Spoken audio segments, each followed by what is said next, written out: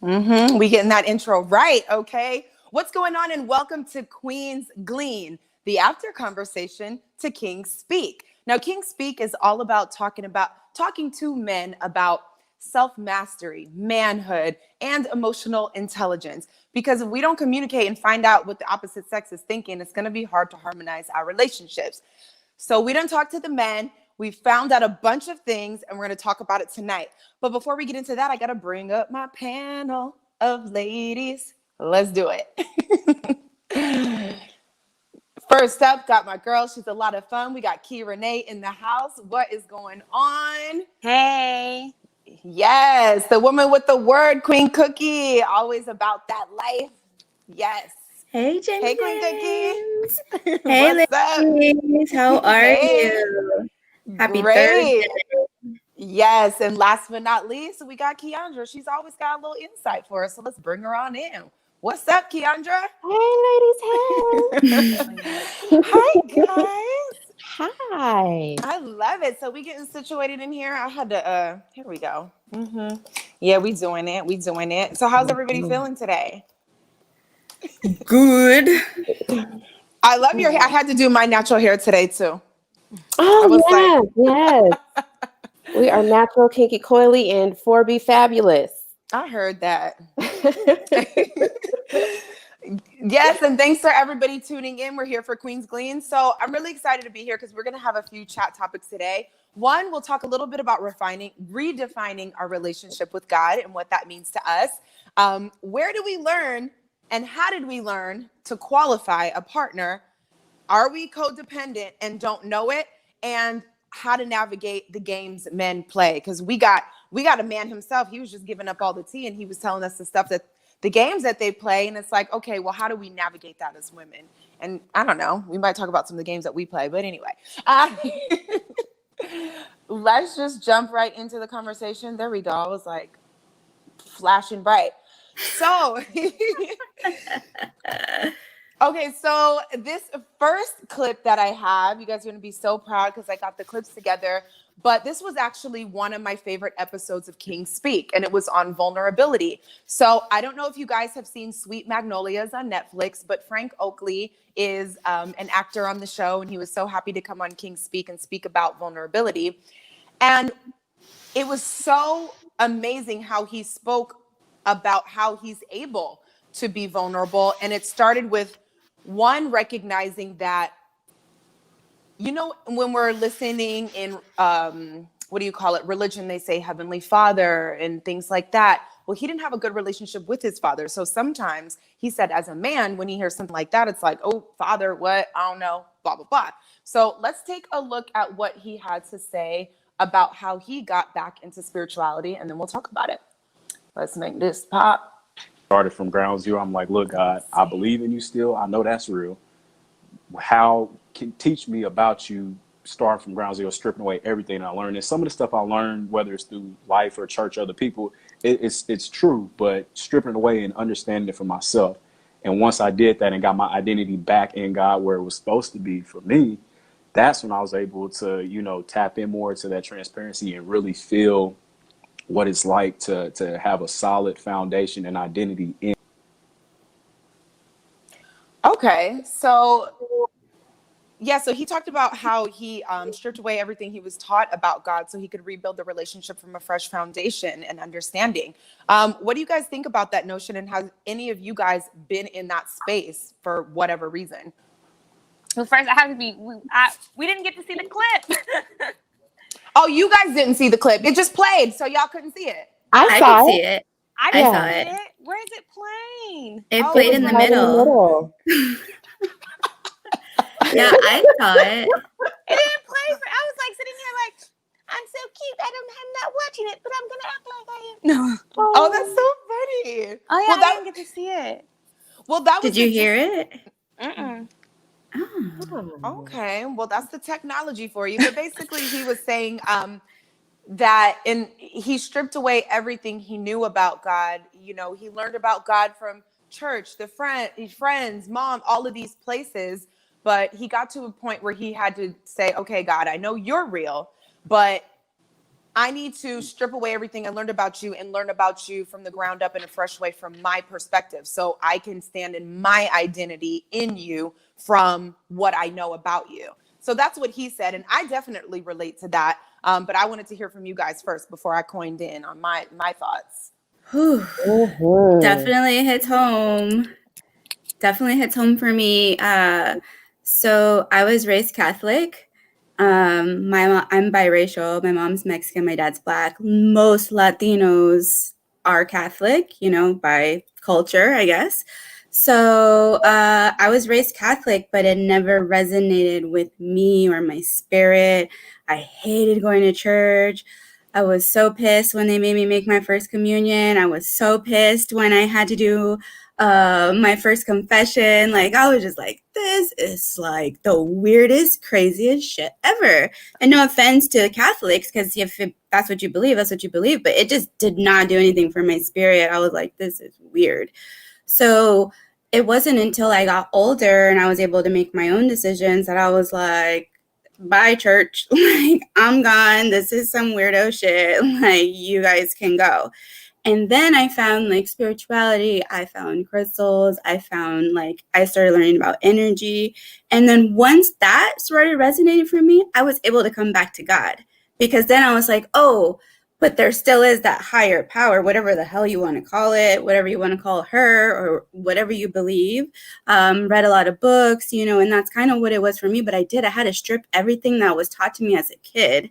It was force fed to me too. And at one point I was in there like, oh yeah, maybe I do believe in this. And then like, I was like, no, this is not for me. Like, this is not, this is what my parents believe, and that's okay, and my family, but that's not what it was for me. And so when I was watching that clip for him, like, that really, really set into home, because I was like, that's exactly how it was. I had to go and find what it was for me, but then I was able to come back.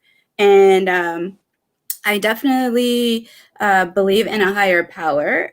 I don't know what we want to agree to call it, and I don't call it anything. I always say the Most High, like whoever is out there. But yeah, I connect how I connect. And I felt like through Catholicism, there was no spiritual connection. It was always like, go talk to the pastor, go say these prayers. And I'm like, how is that? How am I talking to, wait, what?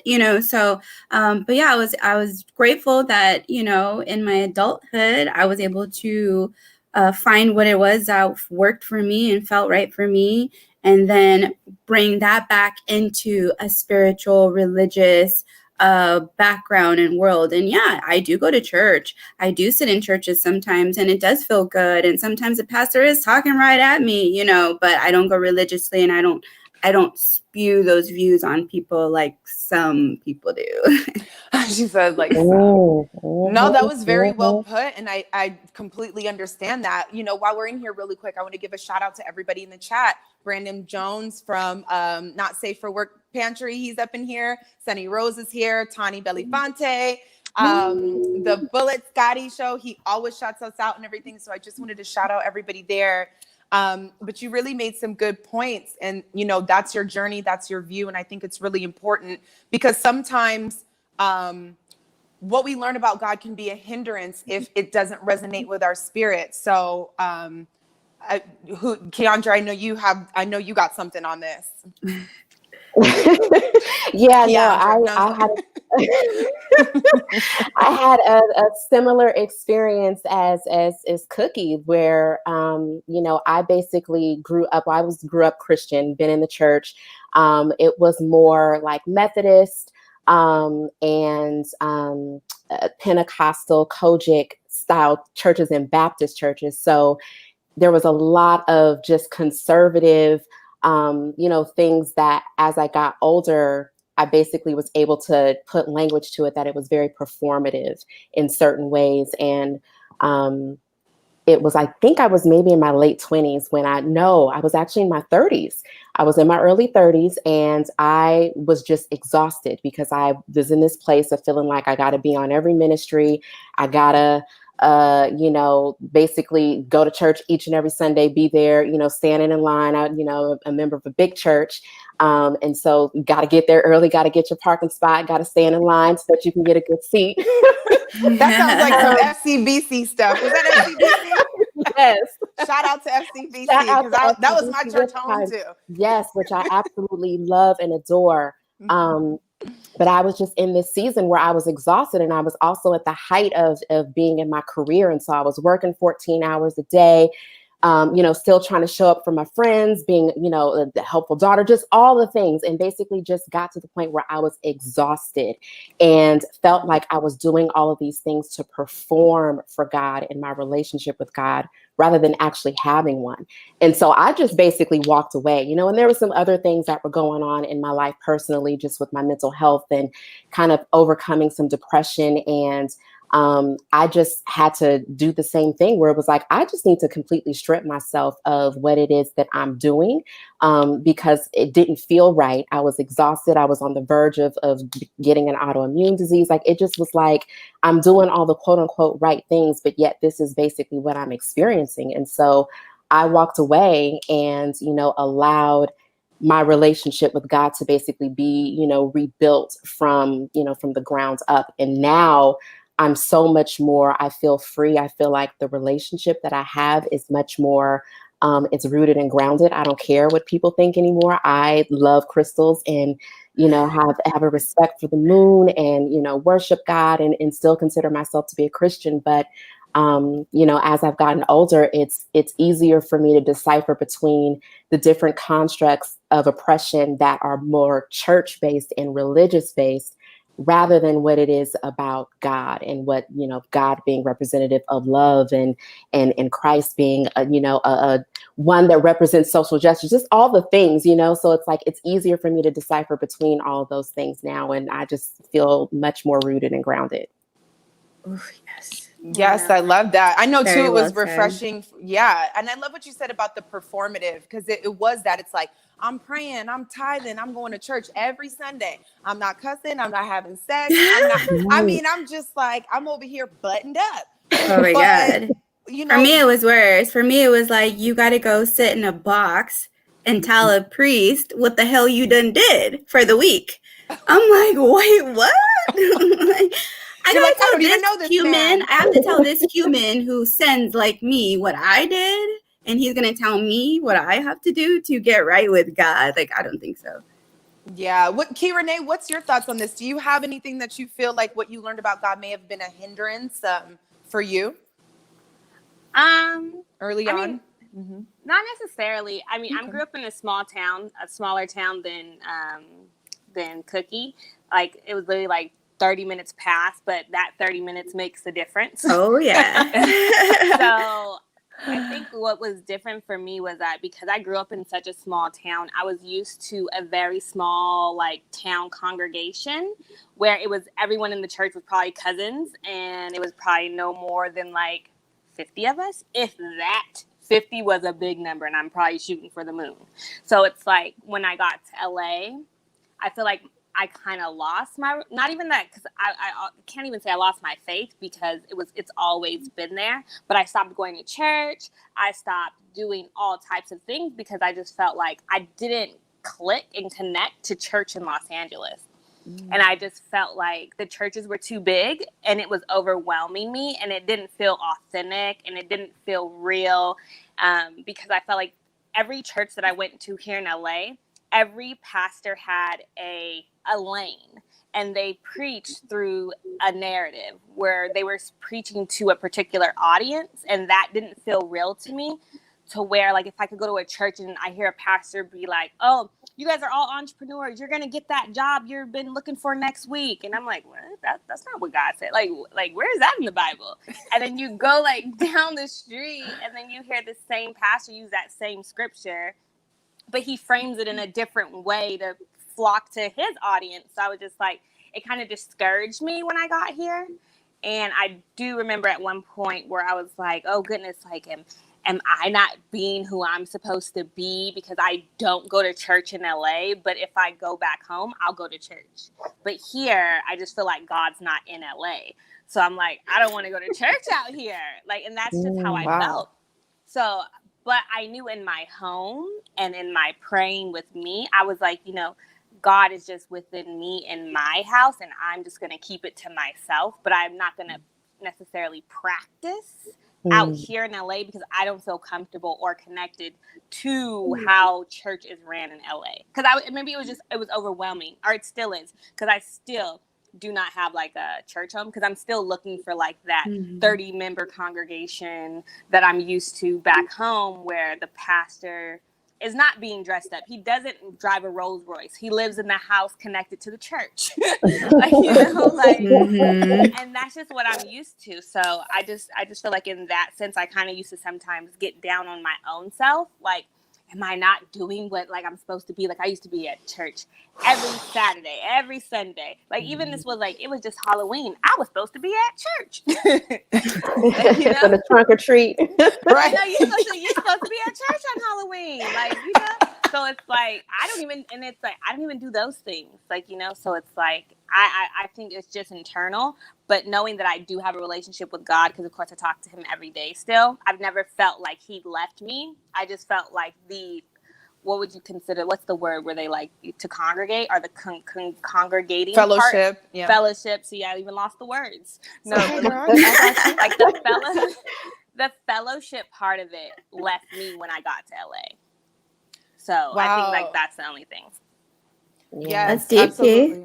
Yeah, I love, we all have different perspectives, but it's almost all the same. And real quick, just want to give a shout out to the Rebel Camp, Oshim Phoenix in the building. We're going to play his clip soon in here too, because he had some amazing things to say. But yes, I'm with you guys. I was raised Christian. So, I mean, I got tapes where I'm 2 years old telling you every Bible study, 2 years old, just like, can't stop. And I'm like, and Moses, and then they walked out the fiery furnace, didn't even smell the smoke. I'm going in, okay, on all the Bible stories. So this is how I was raised. But what I appreciated about Frank is, one, it was kind of nice to hear a man talk about spirituality, because I feel like a lot of the times we talk about God and religion and all of these things, it's been amongst my sister friends. So to know that as a man, he was in tune enough to kind of think about what his relationship was, what it felt like, and when it felt wrong, and enough to say, hey, let me strip it away and move forward. I really loved that, because I would like to speak to more men about that type of journey. But I know for me, I did the same thing. When I moved to New York is a rabbit hole of a place. You can get way lost. And I started studying all kinds of stuff. I was kind of angry with God too at that time. Like, you don't let me fall. I'm praying and ain't nothing. Like, I'm sad. So this isn't working the way I was taught, because I'm doing all the things and I feel like crap. So I went a different direction myself, and went through all of this stuff. But I remember specifically in 2013, God showed me the reality of relationship over religion, because I literally went through something, but I felt him. It's like I felt him pull me right back, because it's very intuitive. I started seeing signs and things, and I started using the word God again, because I was like, universe, nature, source, divine. You couldn't get me to say God, God, God, because it was like, God, I don't know, so it was very, very hard and confusing. And it made me unhappy. But long story short, by the time it came back around, I could tell God was calling me to him about 3 weeks before something really hit the fan. And had it not been for God, not Buddhism, not the plants, not the source, not the universe, it was a God thing. And I was like, whoa. So that's when I had my moment where, like, okay, I get, this isn't my mommy and daddy's church. This isn't my grandma's scriptures. I had my own experience. Let me explore that and see what that means to me. And it took me a long way, and I feel much better. And so, yeah, I do get signs. I do understand the moon. I do feel some kind of way and I'm open to all of it without feeling that guilt and that punishment of like, don't be scripturing me about something somebody said. The Lord made the moon. The Lord made crystals. The way God speaks to you is your own, and all of this and that. So I just really appreciated the fact that he was able to recognize that there was a stripping away that was needed in order to get to the real identity of who we are in him. Because if you're just busy trying to follow all the rules, you finna feel real down about yourself because you have sexual urges, because you know, want to be in the entertainment industry, the devil, like whatever it is that you know. So it just gets real tight for no reason. For no reason. And I think everyone needs to have that kind of a stripping down season in order to have a real valuable, real relationship with God, because you can then appreciate it more. It's more intimate. I think that you learn so much more about yourself. You can have so much more compassion about humanity and just other people and be able to see yourself. Like I was able to see how judgmental and condemning I even used to be, you know what I mean? Because it was like I was seasoned and conditioned to believe and think a particular way. And it's like, none of this is actually God. This is just somebody else's stuff. You know what I mean? So I think everybody needs that season, and kudos to Frank for sharing for sharing that. No, I agree, Kiandra. I think what happened for me was there was things that my religion, Catholicism, was teaching me that I felt like I wasn't doing, and then it started making me feel guilty, like you said. And also there was a crossroads in my life where I had to make decisions that were against my religion, you know, and that's when I was like, well, then maybe this is not for me. You know, maybe this isn't what I do, because some of the ideals of, you know, the Catholicism, I don't even believe that, like, you know, or even, you know, when it gets down to like politics and things like that, like they be bringing that stuff into church. And then I was like, but this is not who I am, you know, and then it just started to eat at me and at my soul, you know, and that's when I really I had to leave, like I had to step away. And then I found myself back to what is right for me.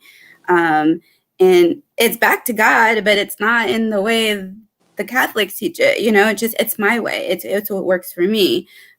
So yeah, that was really good that you said that, Keandra. You definitely have to have that season, I think, where you step away just so you can just find out what's right for you, find out what fits for you, find out what you do believe at the center of your heart and at the center of your soul. You know, maybe it's not what your parents taught you. Maybe you were meant to be Buddhist, even though you grew up Jehovah's Witness, or, you know, maybe you were meant to be Muslim, even though you grew up, you know, Seventh-day Adventist or whatever. Like, you don't know. Everybody's journey is different. I think everybody needs to go down that journey for sure. You have to. You can't. I mean, I'm not saying if you were raised Christian, you stayed Christian your whole life, you did it wrong. But I'm just saying, be open to exploring. If something's tugging at your heart, for sure, it will strengthen your power and your connection to source. It will strengthen it. It's not going to weaken it. Yes, I completely agree. And I'm just jumping to the chat real quick. Gustavo's in here. He said, preach. Sunny Rose said, speak. The judgment thing gets on you, and it really does. Black Women in Artificial Intelligence said, awesome discussion. Queen Jaimi, love it. Thank you guys for tuning in. And yeah, so I guess my last question on just this subject while we're on this one is, so what are some of the challenges that we face now that make it hard to adhere to what we learned in the church back in the day? Like, for example, is it crazy to think we're not supposed to have sex before we get married? Or is it, you know, like, what are some of the things that we've learned that it's just kind of like, dude, this is 2020. I don't even know how to rock with this anymore. Like, I just don't understand. Yeah. Well, I will say for me, like, only thing that I feel like kind of still hinders my path of the things that I learned as a kid is really when it comes to like my male counterpart. Me personally, if the guy who I'm talking to or who I meet does not believe in God and does not put God first and stuff like that, I just can't rock with you. I don't really care what it is, or if you like maybe practice in a different religion, and maybe that's my a downfall, but I don't want to rock with it. Like, and I just feel like that type of stuff probably tugs. But other than that, I don't really think anything that I learned hinders anything that I do, because I really only pull from the things that I want to hear anyway. Eat the meat, spit out the bones. You know, so I appreciate some of the things that I learned, because I don't remember too many Bible verses. I don't feel bad that I haven't read the Bible, because I feel like the Bible was used as a way to enslave Black people. So I don't really mind, and I don't feel guilty about it. But I do know that there was one notion of the Bible that always stuck with me that my mom told me, and it could, and she always said the worries of the world do not belong to you. And I've lived my entire life that way. I don't stress, I don't worry. And anytime something feels like too much pressure, I always release it to God. And I feel like that has always helped me along my journey. So I don't feel like anything has hindered me other than like cutting off dudes who will not say prayers before they eat dinner or look at me crazy like, why are you praying over our meal? Like, and why are you not praying over the meal? Like, Goodbye, sir. No. So I think like those are the only things that are like my end all be all when it comes to like what I took or didn't take from like my childhood upbringing. Oh, not me. Religion scared the hell out of me. Dang, girl. Brandon said he I don't related to you, know how Cookie. I don't know how other like religions preach but Catholics are like, you're going to hell if you do this, this, this, and this. And so when I started doing some of those things, I was like, oh shit. I got a first class ticket. I done lost my virginity outside of marriage. Lord have mercy. I'm gonna burn. So, there was that for me. And then I was scared for a lot of years, like, oh damn, I done did some things that the Bible said were bad. Like, am I a bad person? Then I had this whole like rebirth and awakening, like, girl, bye. Like, people be doing shit all the time, even pastors and preachers and the holiest of the holy. And then I had to face, as like I said, once I established that real connection with him, I realized everything was well with my soul and he knew what was good. And then, I forgave myself for a lot of things too. And even for letting people put that fear in me. Whether it be a teacher that I went to Catholic school, whether it was a priest, we had priests and fathers. So it was like, yeah, they scared me. They scared me half to death. I wouldn't have probably lived life had I not moved outside of my hometown because they scared me half to death. Then I got to LA and started wilding out. But like, I was definitely in that bubble. I was definitely in that fear bubble of like, I can't do this because God said no. Oh man, it's such a tight place to be. And, we've talked about it in past shows, but guilt and shame is the lowest on the consciousness pyramid. So it's the ugliest, nastiest, goopiest thing that you could ever be feeling. And it's like literally opposite of who Jesus was in the Bible, whether it's the Bible or not. I'm just saying like that correlation. He was love. He was free. He was non-judgmental. He flowed and, he walked in purpose. It was like, there was just so much more other things to learn rather than you shouldn't be doing this.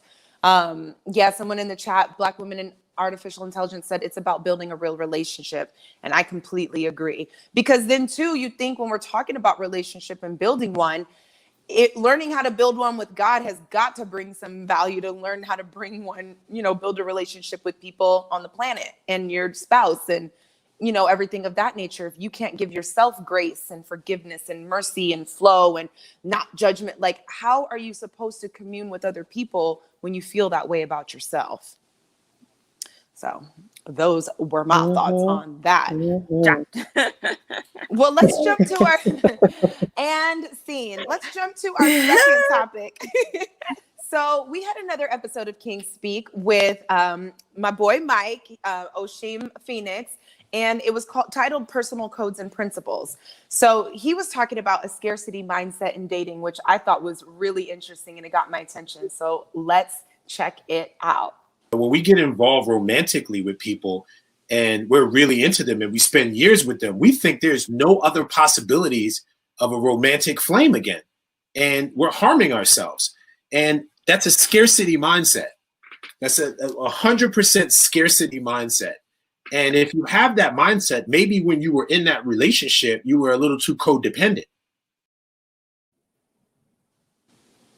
When you're in that relationship, you were a little too codependent. So Ocean breaks my heart. Every video he does, I'm like, Yeah, that was real talk. What he just said. Yes. Definitely. Yes. So let's see. Let's get back to the comments. Yeah. So, Key, I don't know if you were able to hear him. I did. I figured it out this time. Okay, good. Okay, cool. Because I didn't want to have to. Yeah. So, what do you guys think? I know I've been guilty of that. I have been in a relationship where I was like, "There's no one else. I don't care what's going on. We have to make it work. We're so in love. This is my person." Like I had literally forgotten there was like another billion people on the entire planet. It's like, where did my brain get so teeny tiny at? And how did I put myself in such a small box? Because that is a mindset of lack. There's nobody else. It's like, what? I didn't even explore anything. And I stayed in an emotionally abusive relationship just based off the fact that I didn't believe that there was anybody else for me. Oof. Mm-hmm. Yeah, no, the very definition of codependency, well, one of the definitions of codependency is a denial of self, and basically denying who you are or what it is that you need in order to receive this validation and this love from this other person that really isn't giving you the real love or the real thing in the first place. It's basically like this addiction, this emotional, I don't know, hormonal addiction, something, that's going on. But it's absolutely codependency, and you can get addicted to maybe it's an adrenaline of the drama, of the sex, of the whatever it is, the back and forth, the wondering, like the emotional roller coaster, just all that. I think that there's something about it that becomes addicting. and yeah, that scarcity mindset is very real too. It's like there's so many other people. They are not the only ones. You could not tell me. So real quick, I want to share the definition of codependency, because that's definitely where I feel like it came from me. I was a kind of a rescuer or trying to prove my worth in some way. But anyway, it says excessive emotional or psychological reliance on a partner, typically one who requires support on an account of illness or addiction. So for me, seeing as how it was easy for me to do certain things or network or make money or do this, do that, blah, blah, blah. I have been guilty of whatever guy I'm dating, bringing him along my journey, filming for him, events for him, pictures for him, just doing all of these things just to what? In return, be loved? Like, you either love me or you don't. Like, where did I get into that space where it was just like performing for love? And it almost goes back to the religion thing.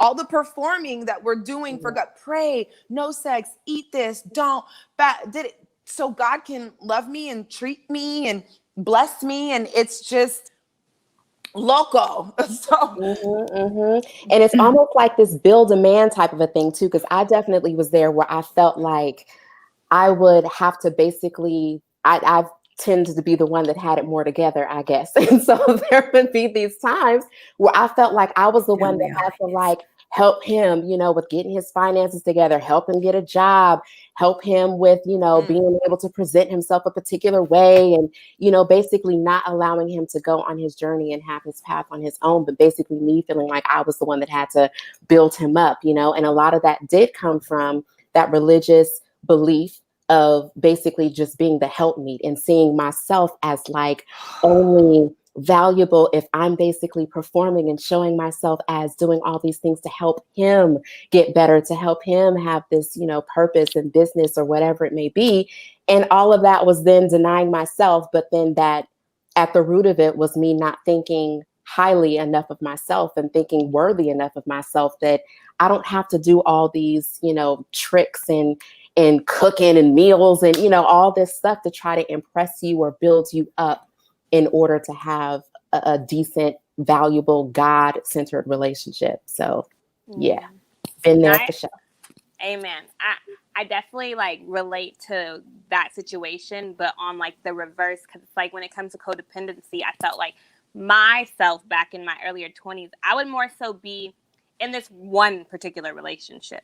But I was more codependent to the lifestyle of the relationship rather than the actual guy in the situation. And I think sometimes a lot of women do get stuck in being dependent on the lifestyle. It's like, especially when women are dating men who have, you know, money, and then you end up not having a job. You end up just being a house girlfriend. You're used to having a weekend stipend, and you're used to just not having to do anything. You kind of do, and I did, you know, get stuck in a mindset where it's like you start to feel like you can't make your own money. You can't do anything because you are so dependent on this person who's putting money in your bank account and who's taking care of you. You don't have to do anything. And yeah, you may be sitting helping them with their business in your downtime or whatever. But I do feel like when it comes to like, that's an area of codependency that's not talked about a lot. And a lot of women end up in domestic situations because of it, because they are codependent on that lifestyle.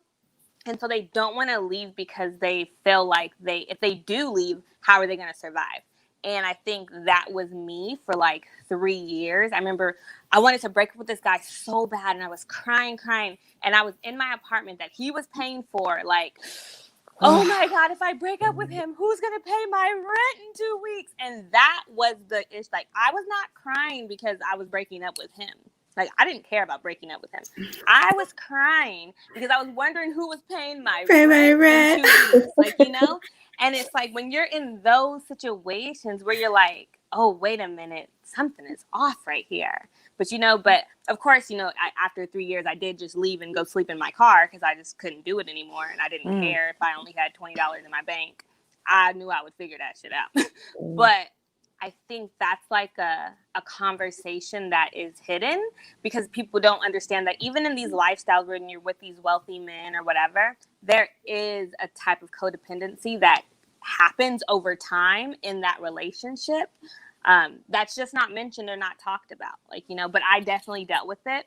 It's not cool. It broke my mental spirit for about 4 years. It took me almost 4 years of being homeless and sleeping on people's floors, couches, trying to like rebuild my mindset to even believe that I knew how to like be me again. And so I will say that like that was a rough couple of years, like, you know, so yeah, that's like a thing that I think is not discussed enough. Yeah, that sounds like another form of abuse, because as much as it sounds like, oh, I want somebody to pay my bills, when it comes to the detriment of not even believing that you have the capability to take care of yourself, and then it takes you all that time to heal and get back on your feet, that's a problem. Over here in the chat, Black Women in Artificial Intelligence, she said, this is based on the romantic comedy syndrome. We follow the notion that this person is the only one, despite how they may treat you, and we can love them through that, whatever that it is. And I agree, because like you said, Kiandra, you talk about helpmate, and it's like, sure, we're supposed to be helpmate, but we're supposed to remember that's for our husbands. You know what I'm saying?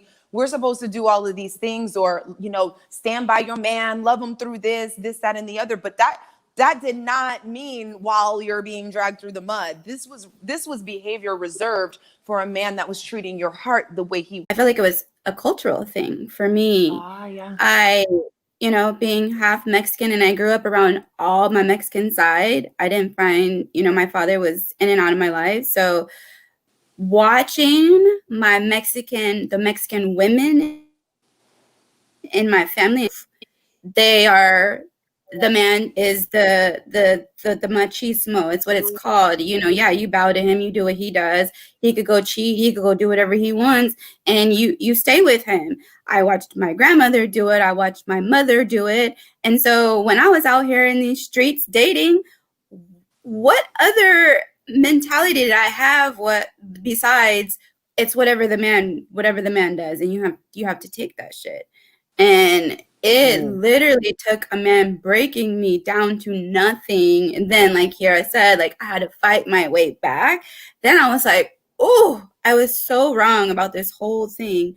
But it was generation after generation. This is what I saw. This is what we've been taught as women, you know, sometimes. And so sometimes you got to check that at the door. Like, I'm so glad, like, the buck stops here with me. Like, I don't care. Like, I'm not going to be disrespected by a man and stay because that's what your mother or your grandmother or her mother did. Like, and honestly, I feel like that's what was taught to me as a young woman. Like, you stay, you hold down the family. You're the head of the family. You do this. And that's what's being taught to these little girls. it was what was taught to me too. That's abuse. Yeah.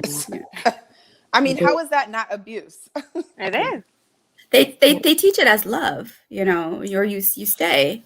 Yeah, or being that ride or die chick, which Mhm. is, something I was about to speak to too, of just that, like, you stay, you stick it out, you hold it down, and it's abusive, it's manipulative, and it oftentimes does not go both ways. So, Never. let a woman cheat or let a woman, curse somebody out in public. We talked about that in a past episode, have any of those types of things happen. And men are quick to be like, oh, nah, F her, whatever. So it definitely is a double standard and this expectation that women are supposed to just endure all of this abuse and things that are definitely not rooted in love or not love at all.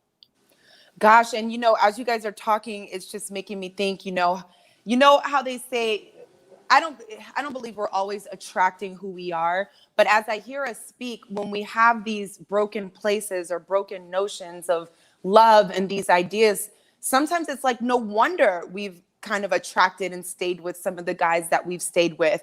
No wonder there was a part of me who couldn't recognize a different type of man, because I even had my dad in my house and he didn't act like that, but still just whatever messaging I was getting, and like you said, Kiandra, all the ride or die and the machismo, all of that stuff, I still got it twisted some way. And then that twisted idea of it is what introduced and invited an onslaught of guys that I had no business getting entangled with, because it wasn't the right thing. But I'm sitting there and I'm staying and I'm doing this and I'm taking it all. And like you said, I'm wondering if there's an opportunity, because Keandra, you were saying it doesn't go both ways. It's like, yeah, there's one, it's good we're having conversations like this so other women can, we can all wake up together and, go through some of these things together. But then also, I would love for a man to realize and recognize and have some compassion for women who are like this, and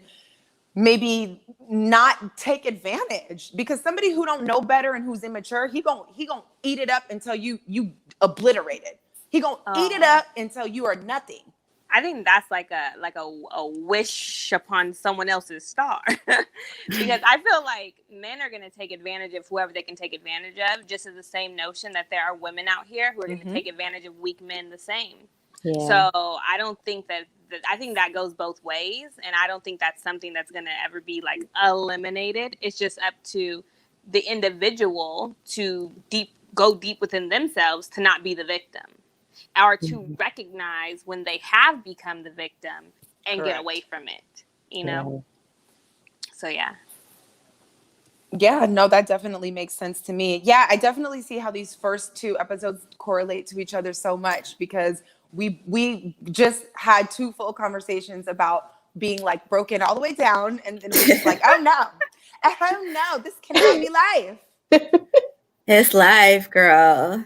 It's life. We all get broken. Everybody has had their turn.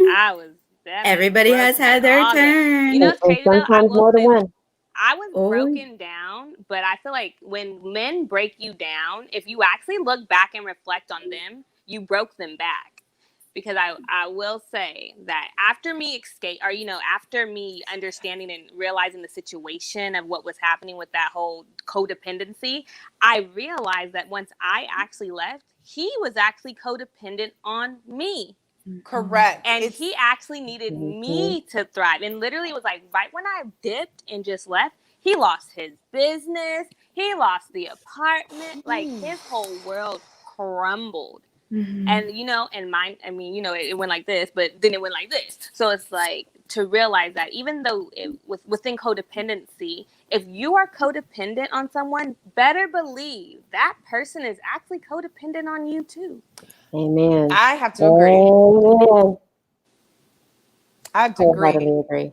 Absolutely. Yeah. Sunny Rose in the chat said, broken men hunt broken women and exploit. And then, of course, vice versa. And they do, because we got another episode and we're going to talk a little bit about that. But Sunny Rose, you done hit the nail on the nose. Oh my God. Yes, and then Black Women in Artificial Intelligence says, this unfortunately extends beyond personal relationships and goes into the boardroom. The masks, the desire to survive, all play a role in how we move forward in the world, how So we move true. in the world. Yeah, and I know especially when it comes to work, I know, Keandra, you can speak to that because I'm sure you're seeing people perform galore just to fit in and get their job done. And it's still abusive and manipulative Yeah. and broken, and it still affects you the same way. Exactly. Taking advantage of people, even just people who feel like just the basic thing of having to step on somebody else in order to make it to the executive level, to the C-suite, all these different things that are, these coveted positions to get the office, all that stuff. People absolutely will do a lot of things out of a lack of integrity in order to basically achieve some level of success. And it happens, it's the name of the game, really, in corporate America. I mean, our president is a prime example. Our current, president is a prime example of someone who comes from that culture and basically represents the dirty, like, let me just do the things, not, pay my taxes, all this other type of sneaky type stuff. And basically you're doing it all for the benefit of the bottom line. But meanwhile, the people that are working for you or, just all these other things are just falling by the wayside, crumbling, just not a good situation. And I got caught up in the comments in the middle of my thought, but yeah, everyone's going off. I love it. Yes. Yes, the depth of the issue itself is crazy. And that's true because when you are broken and you can't see, I mean, Brandon, I don't know if this is exactly what you meant, but when I think of the depth of the situation, it's just like, yeah, it is the hurt people that hurt people and how you hunt and just do whatever you can to fill it up. But it's still your issues. It all stems. It's healing. It's a healing that needs to be done. Whether you're healing from needing to forgive yourself, guilt, shame, how other people have treated you. I know I had to heal from letting someone treat me a certain way. It's not even the fact that you did it. Now I got to heal from the fact that I let you do it. So it's just this, right. it's this hole to climb out of sometimes. That's where the guilt came in for me, Jaimi, is that I allowed it. I'm like, oh, you allowed that, and that's what really, I think, hurt my feelings the most was that I let it happen. Right. And we're supposed to love me. I'm supposed to, I knew better. I'm supposed to love myself. I feel this way about myself. But the thing is when you're in situations like that, it's a slow chipping away. So it's like if your mind's not right, you're staying for all of these reasons. And then by the time a year, 2, 3, 4, whatever is gone, that chipping away then turned to a whole limb missing. Like it's no longer just like tink, tink, tink. It's like, whoa. I think actually part of your brain is missing because you don't be making the right decisions. It is all bad. And it's just, but we all go through it. And I guess, that knowing I let it happen is devastating. Sunny in the chat, Brandon, facts. Yeah. And so also, so true. The boardroom is another platform wherein we sacrifice dignity and purpose. Woo! Sunny Rose, honey. That was Sunny Rose. Sacrifice. All of it. Giving up pieces of ourselves for that. Yeah, that's really good. Okay, I'm looking for our next clip here. This might be a good time to see what Cyrus is talking about. Let's dive into this because, believe it or not, this ties right in. Here's our next clip from Cyrus Osar, and this came from our Men, Sex, and Games episode. So, follow y'all's intuition. I can't say it enough. And don't allow no man to convince you not to follow it because that's the beginning of the game. Once you stop listening to your own intuition, we'll have you right where we want you. Because now you can get destroyed and rebuilt in the thought process that I cultivated.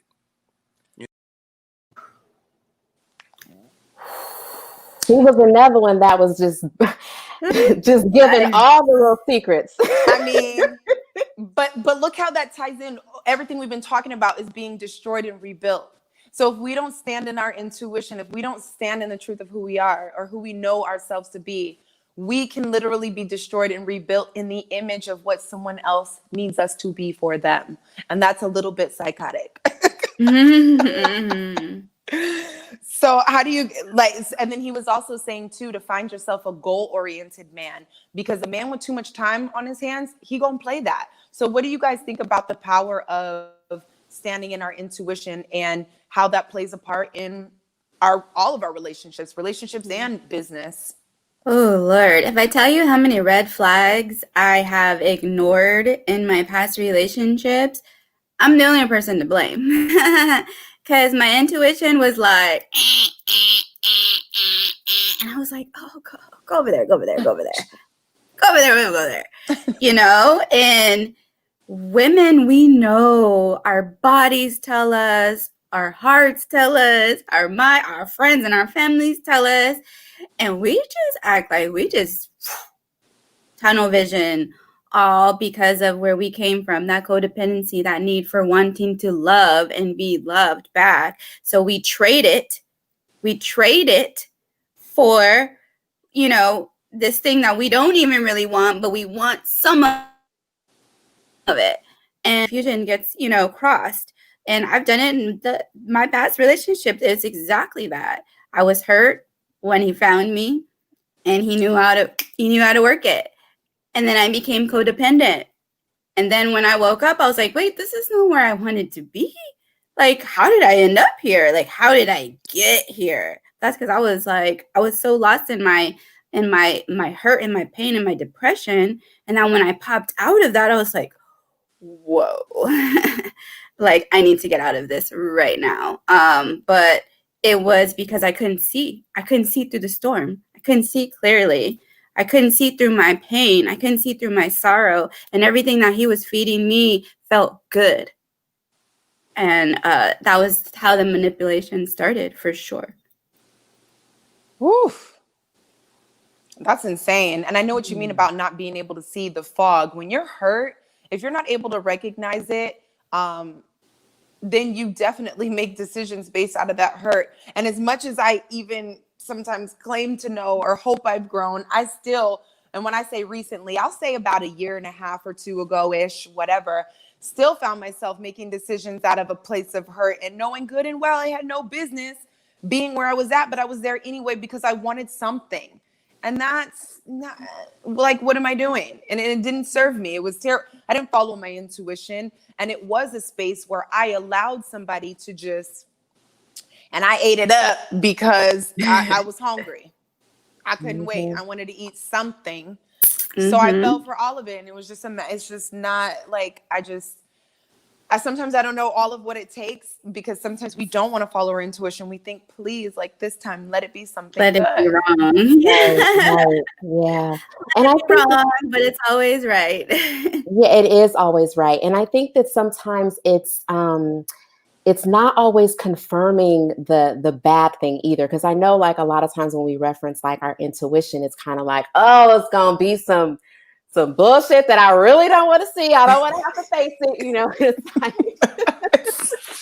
and while that's real, you know, like our intuition can also guide us to a lot of like the good things. And so when we're not following it, I think that we're not strengthening our ability to like trust ourselves, to trust, you know, the spirit or the voice of God that's within us. And so even if we're following the intuition and it's not necessarily leading to, you know, catching your man, you know, cheating or whatever, you know, it's still, I think it's a good idea to follow it because it allows you to trust yourself in other decisions in the future, you know, and I think that that's huge so that you don't end up sticking around in a situation or, you know, ignoring those signs when, you know, it's starting off as a little whisper or a feeling in your gut or a feeling, you know, a tingle or whatever.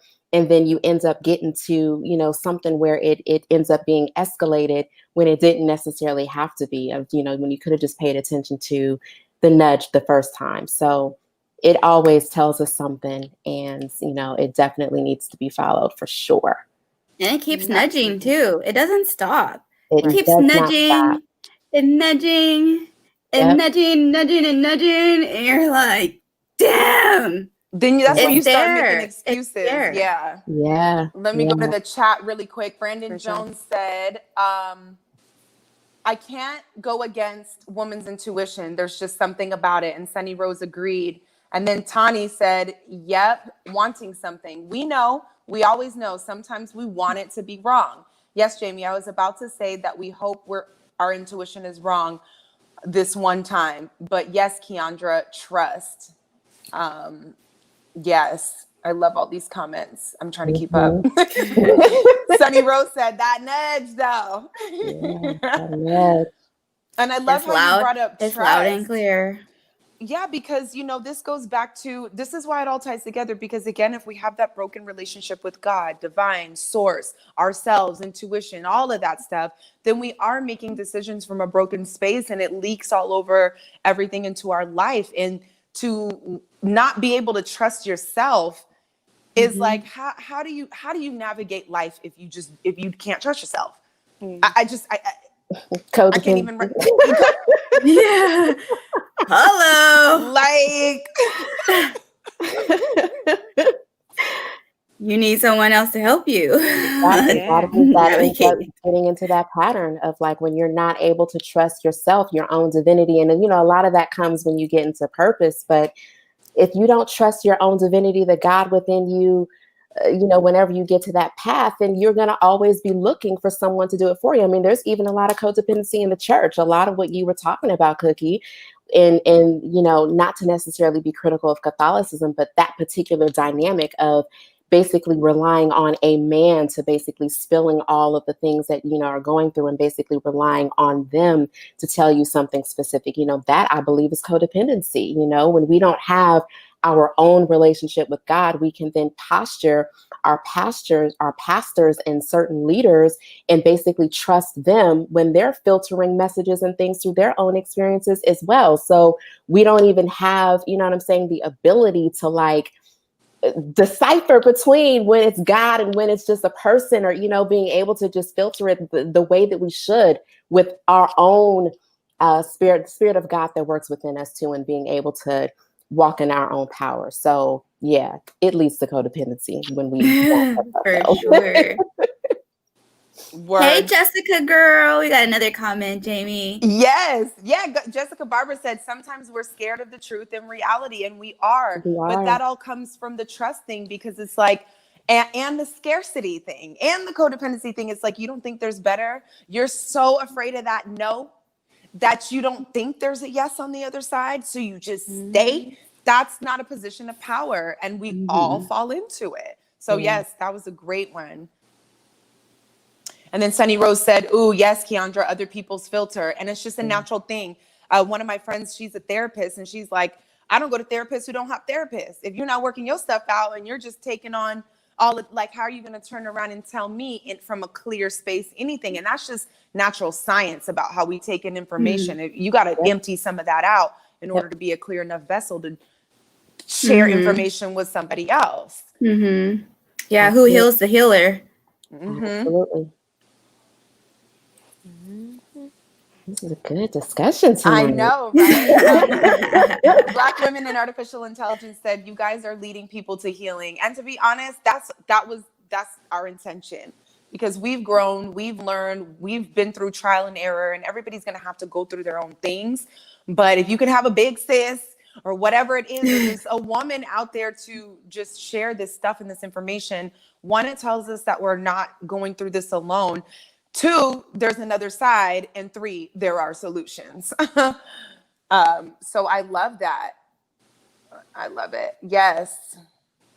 So let me ask you real quick, Kei'Renee, when you were in that situation with the guy, do you feel like you had intuitive leadings throughout that time that you weren't following, that was telling you to just get out and you just decided to stay? Yeah, I think I was like, my body kept telling me to leave for like literally, I had intuition to not talk to this man when he approached me to get my phone number. The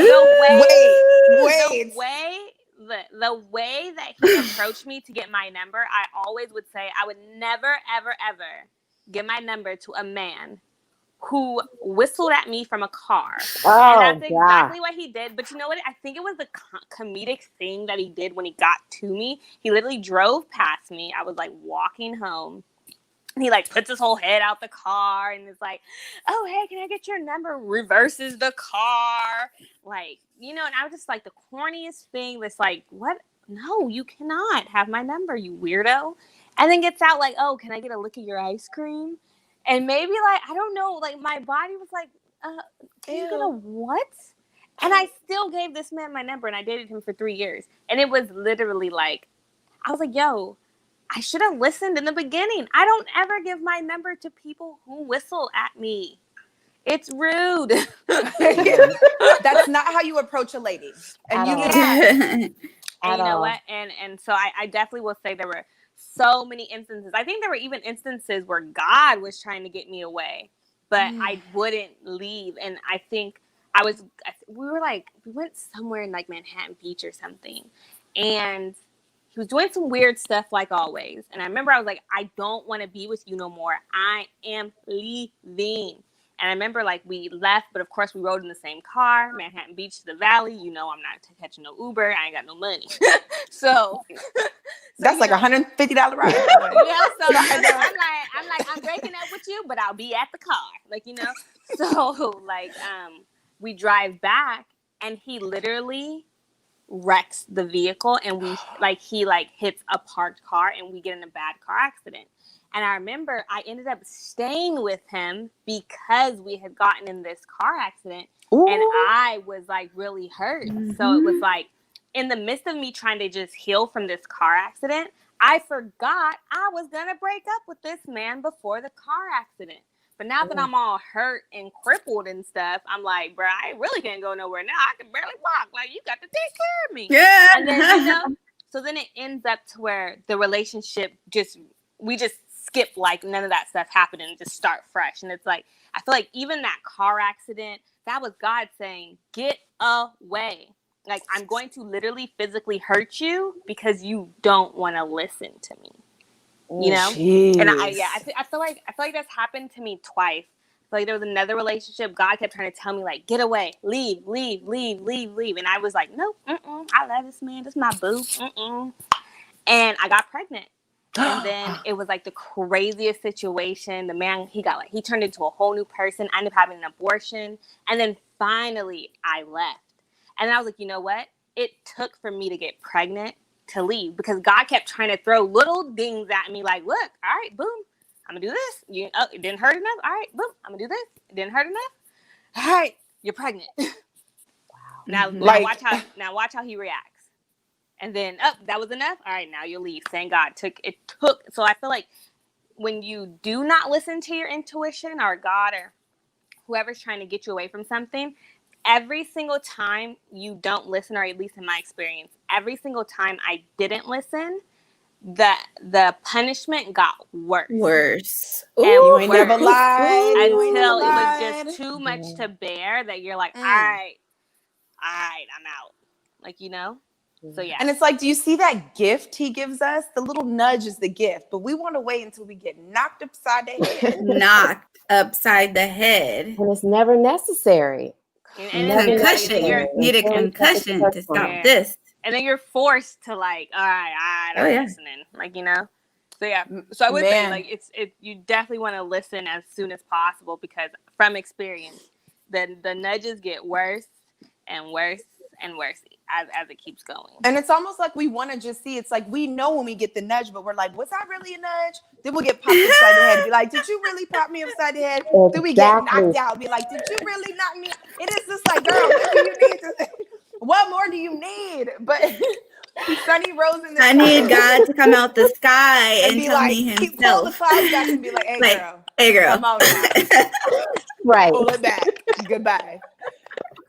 Right. Sunny Rose in the chat said, I had that happen to me too. I knew at the start. Yep, that's real, Kei'Renee. And yeah. Okay, so that was, yes. So people are tripping out in the comments about your story, Kei'Renee, but I definitely had a similar situation. Oh, girl. Who are you telling? I don't know about everybody on the panel, but I got a similar story too. So it's just crazy that when you do not when you miss the signs, like you said, Key, it's almost like the road gets narrower, and then you just keep going and going and going. And it's like, then you get to that point, and it's like, now what you going to do? Like you said, Key, you got to that point where it was like, now what? You know, and so, yeah, it just keeps getting more and more narrow. The more and more signs you miss, it's like, roadblock, roadblock, roadblock, roadblock, roadblock, boom. Like, Right. you're going to miss it. You're going to miss it. So, yeah. Gosh, that's insane.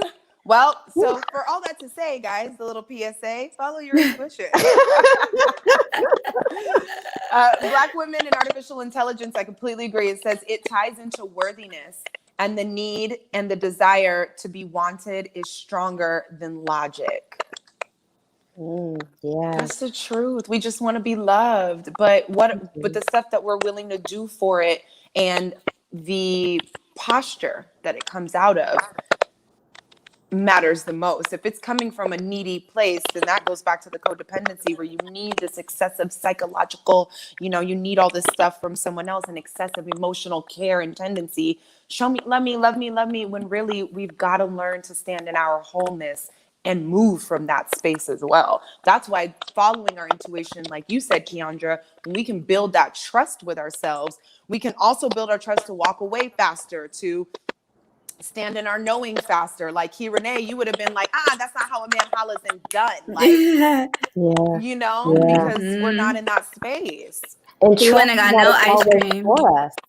Yeah, he wouldn't have got no ice cream, and trusting that the intuition, it's always for us, like not, I saw in the comments where it's like, it's that the desire to be wanted is stronger than logic. And I get it, because oftentimes why we're still sitting around is because intuition isn't logical. You know what I mean? Like, it's what we're kind of seeing in the moment kind of seems like, well, I could be tripping. Maybe it's, me just overreacting, or, like whatever it is that I'm taking in. Like, I'm not necessarily seeing or experiencing anything in this moment that could lead me to believe that there's something afoot. But then eventually you figure out, like, oh, that's basically what was going on. That's why, and so then you have to wait for your hindsight. But going back to that trust factor of just trusting it and just following it initially can protect us in ways that we may not understand initially, but eventually, it will reveal itself of how it was for us. Absolutely. And I hear the audio. Girls, do we all have our headphones in, or who doesn't? You have, can you mute real quick so I can see if that's what the issue is? Okay, let's just see. I just want to see if I'm hearing the crackling. Thanks for the shout out. You heard that, Tawny, with the audio. Because we over here preaching, and I don't want people to be, missing out. Because that's very true. It's all just so true. Okay, so maybe that helped a little bit. Okay, I like that. It's not so crispy. How we doing now? Okay, awesome. Sounds good. Yeah, sounds good. All right. I know, but yes, everybody, very well said, y'all. That was very powerful. And, thanks for sharing your stories and your ideas about intuition, because it's just so major. And even the worthiness and the logic. And like you said, Kiandra, it's like, yeah, we want to use our logic, but it's not a logical thing. So how can we train ourselves to know that that's not where the answers are? Like, I don't even know why we learn that. It's a control thing. We want to feel like 2 feet are on the ground. We want to hear, like we said, God open up the cloud and tell me, but he's like, I did. You want it to sound a certain way, but you know what it sounds like. So I'm not going to tell you, so we just have a lot of unlearning and learning to do. And I'm finding that that's kind of like the through line of this entire conversation, to get it all out the way, break it down to nothing, and build it up so we can stand in the truth of our identity in who God called us to be. Yeah. And so we have one last clip, ladies. Let me see if I can get to, and this is a really good one. So we had a conversation with my friend. He's a neuropsychologist, Dr. Rael Sims. And I love how he talks about, this was on the episode, cheating and the science of attraction. So a lot of the times we don't know a lot about what's going on in our bodies because we don't have the scientific breakdown. We think it's love. We think it's this. We don't know why this is happening. And sometimes it's just the little juices in our body floating around the way that they do. And then when all that clears, you're like, oh, what? So let's take a look at this clip. First of all, you're the chooser, not the chosen. The men, they find you, right? You know how we hear, he who finds a wife finds a good thing. Well, if I'm looking for a job, I look in the computer, I found the job I want, but does that mean I'm going to get it? Because I found it? I'm like, oh, you have to be qualified. Say it again. You have to be qualified. And so this is coming from the man's mouth. So let's just get this started right now. Like, he who finds a wife, whether you believe the Bible or not, this is coming from somebody from a scientific standpoint that says, man, you go hunt, you go find. And then women, you say yes. But, you know, I go back and forth with women sometimes that think we should pursue a man. And don't get me wrong, if you want to say hi or give an open invitation, I get it. But all it is, I'm going to get his number and I'm going to be, and I'm going to make all of this that we do. It's just out of order. And I just don't believe that's how it really works. So what were your thoughts on what Rael had to say? I loved it. I loved it. I fully believe that we are, you know, the choosers. Once we can, you know, we don't really stand in that, I believe, until we've actually healed ourselves and can come out of the codependency or those things where we're not necessarily whole, to where we can actually have a better qualifier and not feel that every man who is attracted to us or comes our way or tries to kick it and holler, that we have to immediately say yes. And being able to have a healthy enough filter to figure out what it is that you want, you don't want, you know, depending on the season of dating that you're in the first place, you know, being able to qualify if he's worthy enough to stick around, if he's worthy enough to be your partner, your boyfriend, or just a friend, or, you know what I'm saying, a colleague or whatever it might be. But I loved it and totally wholeheartedly agree. Mm-hmm. Yes. And then Black women in artificial intelligence, she said, when we tell ourselves to walk away, we think in a way of loss instead of walking into something better. That is a hardwired belief right there. It's true. Yeah. We think we're walking away, or even when it comes to this courtship thing, like, just not every guy that comes to get you is the guy. Just like not every job that you apply for is the job for you. Have to qualify. You got to talk to a couple of people. There's a lot of stuff we have to do to just make that match up. So it's like, yeah, how confident and comfortable can we be with the no, with the not right now, to just know that on the other side of that is something better. Like, I still have a hard time with that. So I don't know. I don't know what that's about, you know. So let's talk facts. And the facts of the matter are there's more women on this earth than men. So the fact that there's not a lot to choose from, if we really get really serious, and society has painted this picture that the men are the choosers. So I think sometimes for women, we get it twisted too. And we just get so happy that we got chose, you know, considering there's so many other women out there that are trying to get chose too, that we settle. Similar to Kiera, who says, I don't like guys whistling at me, but something inside of you let that man come back and give you his number. The same with me. I always say, oh, I would do that. I've done so many things I said I would never do.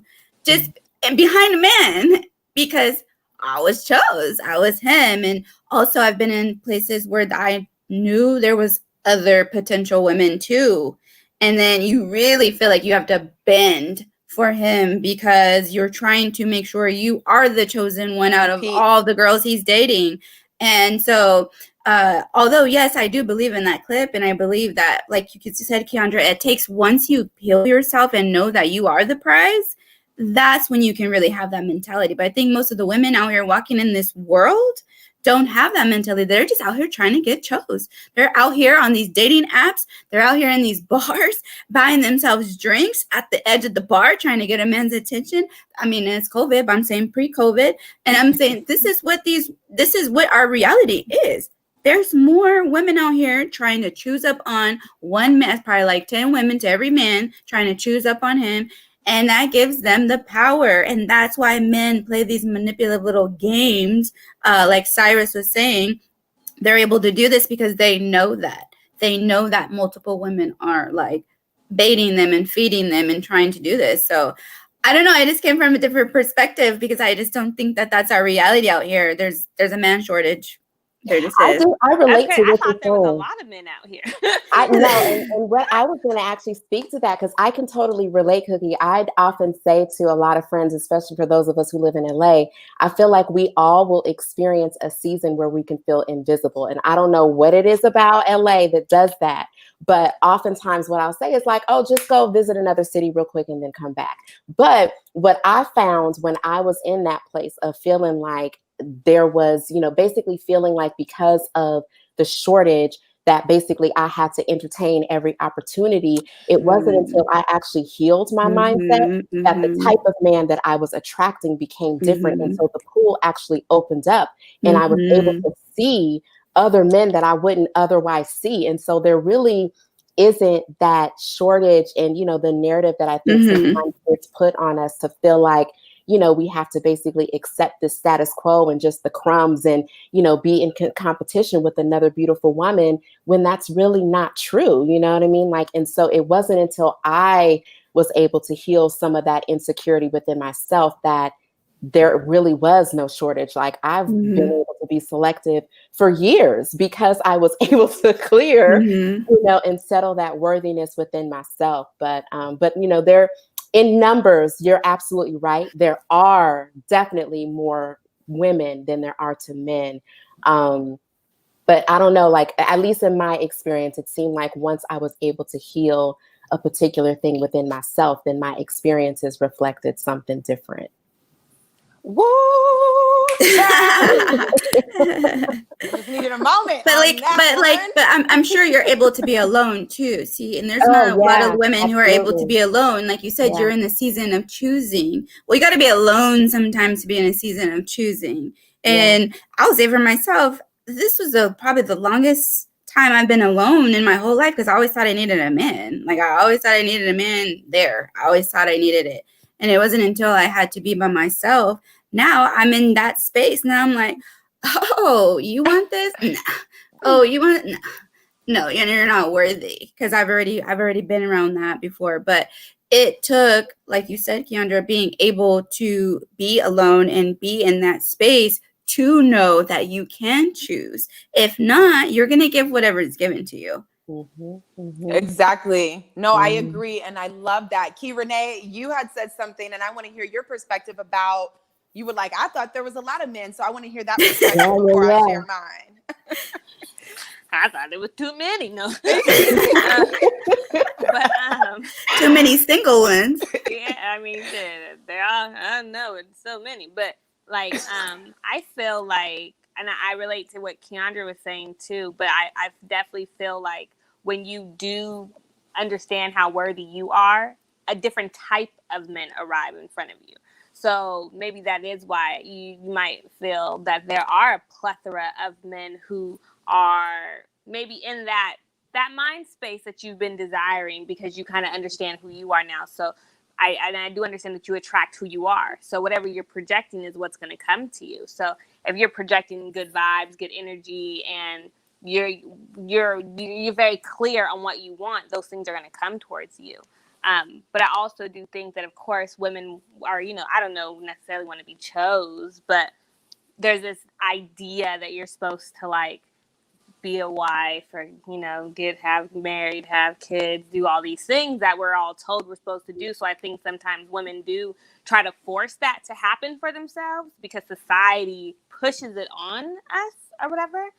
But with maybe it could, hinder people from finding their wholeness and finding themselves because they're trying to chase this idea of what wholeness looks like because society's telling you that. So maybe you will conform and be chasing that one successful man in the whole party with 12 females trying to cap on this one guy, but not understanding that there's a million of him out there. And I come up from a mindset of feeling there's a million men out here. Like, I don't think there's a shortage. I think there's a lot of men who are exactly in the category that you're looking for. You're just not looking in the right places. And I think that's where sometimes the glitch happens is maybe for women where you're chasing in the wrong pool. And so therefore you feel that the pool is overcrowded because you just need to get out of that pool and you need to go over to the pool at the W Hotel. No, I'm just Right. Why, we can't be up in the little No, you don't want to be Holiday at the Inn pool W. now. You want to be at a private pool party. No, but I'm just saying, like, you need to go to you need to get to another pool, like, you know. And I think that's just what it is. Because me personally, I feel like there's an over storage of men, and it's too many of them. Yes, and I wanted to just give a shout out to the chat real quick. What's up, Rhonda? I miss you in person. She said, yes, Kiandra. Pow, okay? Because many women aren't full. Many of us are on empty and unfulfilled. And I have to agree. And that's what I was going to say when I was first thinking that. I was like, I haven't had that thought in a while. Like, maybe statistically, women outnumber men, but each one of us said a part of the solution in all of our answer. It's like, you know, one, it's more of a lack mentality to think that there's not enough. But additionally, it's like, okay, so this person's healing at this rate, this one's here. How we line up in our healing and our time, you know, timing is everything, and how we align in our frequency. I think that's what is going to get us to where we're going. Because even Kei'Renee, you said, you know, everybody could be chasing after this one person, but it's like a certain amount of time go by and 4 of the other people in the room are now just as successful as that other person or whatever. So I just think the way that we're meeting up with people and the timing and what we believe and how we stand and what we're able to deal with, I think it all works out, because at the end of the day, all of us just want one man. There are billions of people on this planet. I just refuse to believe that, because all of the girls chasing this one type of dude, I've never been into that. The girls, sometimes they don't be about much. And at the end of the day, the dude don't be about much. So do I really care that, you know, he's not available? No, because I really don't want him. Let's let him entertain all of that. Let's let these girls who just are suckling at that teat go there. And I am cool with spending a season of singleness and doing what I have to do, because it's much more about alignment for me as opposed to having a man. So I just think Can I speak on this season of singleness thing? And I've had this debate with friends and even some men multiple times, where I feel like this single of seasonness, I don't feel it's necessary, or it's not, I don't feel it's necessary, honestly. I feel like it's something that's always pushed, like, you must be single and be comfortable to be by yourself in order to be successful in a relationship. But I think if you look deep within yourself, and if being in a relationship actually does fulfill your wholeness, and you do complete a relationship, and you are good in a relationship, and you know that you know yourself, and knowing yourself knows that you actually do well in a relationship, then I think that you don't need to be in a moment of singleness to be complete. Because I think that sometimes people, you know, look down on people who don't want to be single, because I know people who don't take those moments of singleness, or what, you know, this thing that people tell us that we have to do, and they're just fine. Like, you know, they know who they are, they know their boundaries, they know their limits, they are whole, they are all these things, but they know that they work better in a relationship, and that is what completes their wholeness. So I think sometimes when we're preaching the idea of have this season of singleness, that it doesn't have to apply to everyone. And people who don't feel like they want to be by themselves for 365 days or for 2 years and look at them, you know, watch movies by themselves every day, it's okay if you don't want to do that. And I feel like you shouldn't feel pressured to have to do that, to feel like that's the only way you're going to be able to get a man. Because I feel like sometimes women are pressured, like, you need to be by yourself for at least 6 to 9 months and then your man will come. And it's like, well, who, according to who? Like, where is this written in stone at? You know, and I think that's sometimes a pressure that's added on women, never added on men, but always added on women, that we need to be single by ourselves forever before we can really be with someone. I only put singleness after a relationship, only because I feel like there's a period that you have to just recalibrate. Yeah. You know, there's a lot of energy involved between people, and I feel like you just gotta release before you jump into the next thing. Because if there was some things that you needed to release before you jump into the next thing, then it's going to be chaos in your next thing. So maybe for someone like you created someone who's emotionally intelligent, who works well, they don't need that, and they probably won't jump from relationship to relationship. They'll probably be married their whole life at 19. That's the type of person you're talking about. But I think when we talk about people who need to be single for a while, it's those serial daters. It's those people who date every 2 to 3 to 4 years, who can't find it, who are repeating their partners and other people because they haven't learned the lesson from the one before. You need to be single because you need to be single because you ain't even catching the damn you ain't even catching the damn lesson that's trying to be taught to you, girl. So that's the people that need to be single. People like me. That's how we talk to ourselves. You need to sit your ass down because you didn't learn what I taught you the last time. God damn it.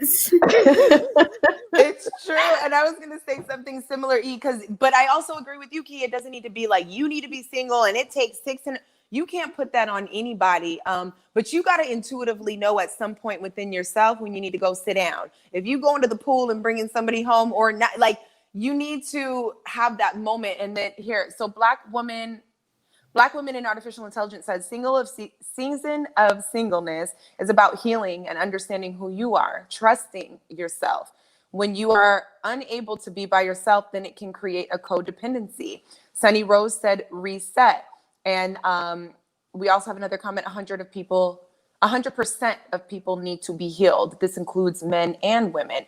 So it definitely shouldn't be something where we feel like we're forcing women, because I know men that are choosing a season of singleness because they keep dating women, and it's not working. So when you keep doing the same thing, it's insanity. If you keep hitting yourself in the same wall, your head on the same wall, it is time to sit down by yourself and say, who am I? What am I doing? Like, you got to recalibrate, or I'm not sure how you're going to be able to function. Even back to our phone analogies, when it upgrades, you gotta put the upgrade, you gotta reset, or the phone doesn't work on the right operating system. You're not getting the full potential of the device if you don't do the upgrades. And the upgrades are not going to always happen with somebody right by your side. It's a lot to be in a relationship. When you're in a healthy relationship, you're pouring into someone else. But if you don't know how to pour into yourself, then that's when you get all these problems that are created. So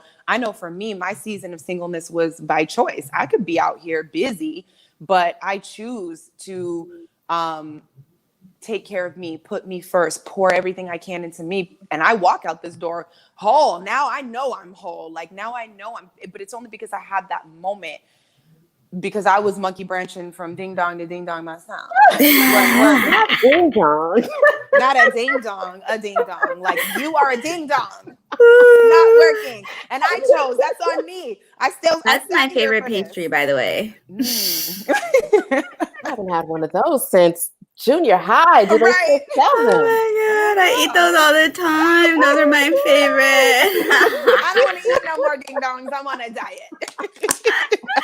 I'll be eating them for you, girl. It's all you. It's all you.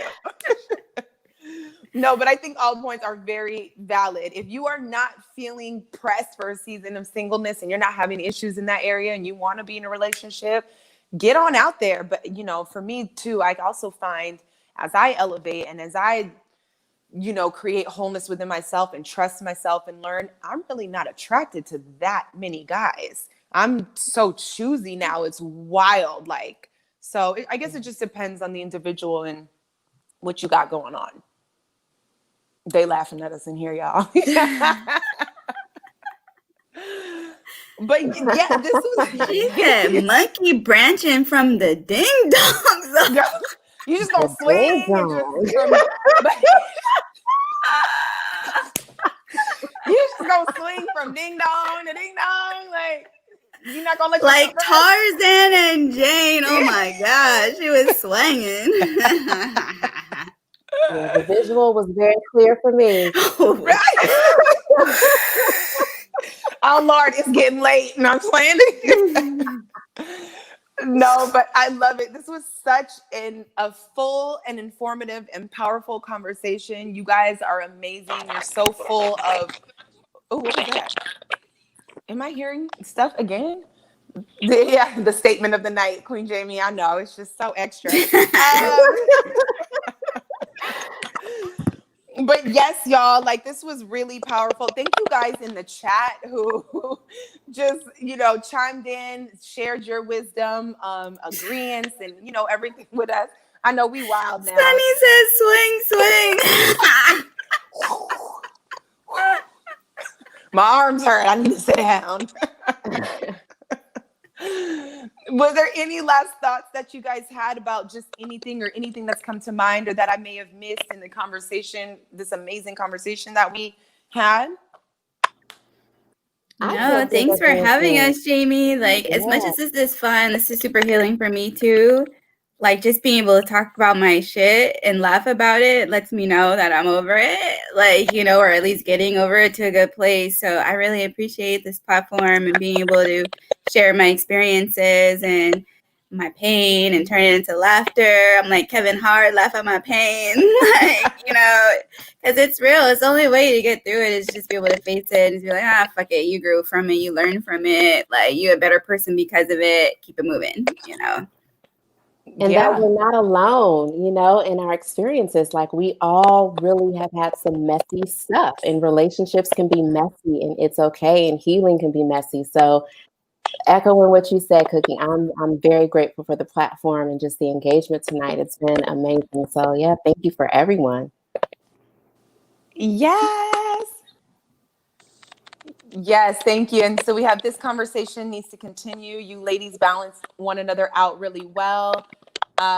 You guys are so beautiful. These talks are so good. Thank you all, queens. We love it. Well, thank you guys so much for tuning in. You know where to find us. We back next Thursday. Make sure to tune in on Tuesday to Kings Speak.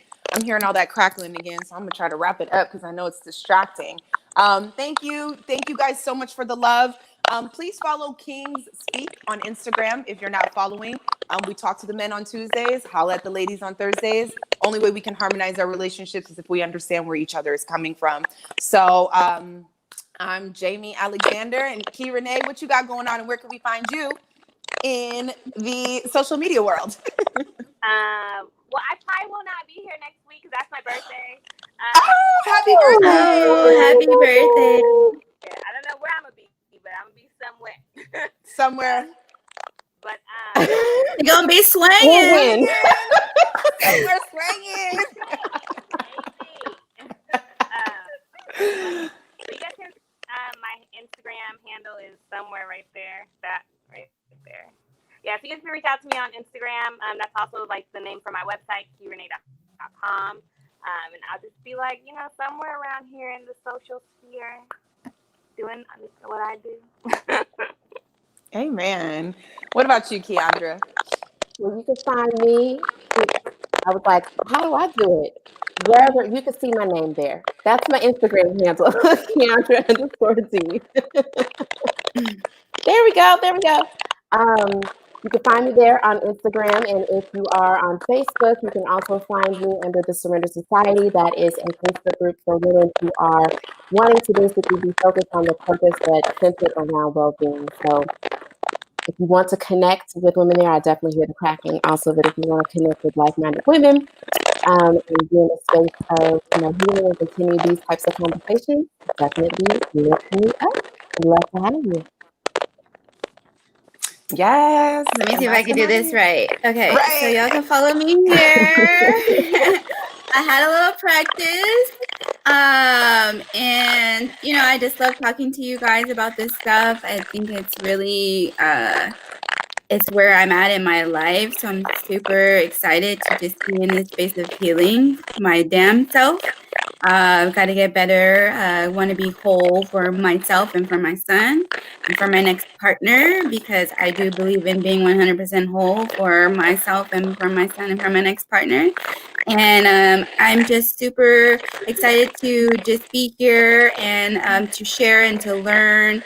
I'm not afraid to share, as you guys know, but I think that it really helps when we do share our pains with people, because I think you really, like you said, Kiandra, you see yourself in other people, it resonates with you, and it could do something to you. And I hope that through this platform, we did, even if you didn't say something in the chat and you're watching right now and it did something for your soul, then it's well with my soul too. So Amen. I love it. And Kei'Renee, you getting mad happy birthday shout outs up in here. yes, and happy birthday, Kiki.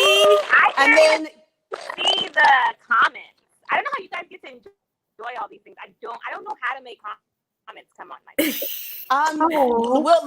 let's figure that out. So not next week, but the week after when you come back, we'll have it up in there. And then also Queen Cookie, congratulations for paying off your student loans this year. Yes, I'm debt free, bitches. That is so amazing. For the first time in my adult life, I am debt free and it feels so amazing. Wanted to do it for myself for a long time, and then when I became a mother, I wanted to do it for my son so I could teach him the right way, financial freedom and financial stability. And I finally have that. I don't even know how to act. I want to run around the corner naked, but I'm debt free, and it feels amazing to know I did it alone. Nobody helped me, and you know. How much did you pay off? Close to 40,000. Ooh, yeah, yeah, that's amazing. Yeah. Well, you getting all the congratulations. Yeah. And the hallelujah gaze up in here, girl, and you deserve it. So yes, financial freedom. Amen. Love it. Well, y'all stick with us. Thanks for sharing. If you love this episode, please share with a friend. Please forward the YouTube channel. You know, as we grow, you grow, everybody grows. We all need to grow and heal. So we love the support. Thank you so much. And we are going to wind up our Thursday night. So y'all have a good evening and we'll catch you on the flip side. Peace.